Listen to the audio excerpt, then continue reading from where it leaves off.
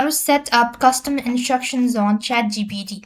In order to set up custom instructions on ChatGPT, you need to access the Personalizations or Customize ChatGPT menu within your settings.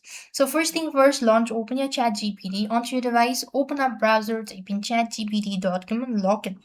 Now, you just want to make sure to go ahead and select the profile from the bottom right left corner of the screen. Then what you need is over here, you just want to make sure to go ahead and look for settings sections.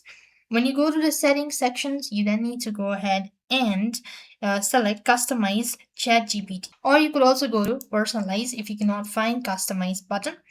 After which you will be able to find all of these, and there you have custom instructions. You could add in a behavioral style and tone preferred to you. You could fill in two sections like what would you like ChatGPT know about you, how would you like to know ChatGPT to respond. You could go ahead and select this out, and accordingly go to select the save button, and that's basically how you will be able to set up custom instructions on ChatGPT. With that, we've completed our steps. Thank you for watching. See you in the next video.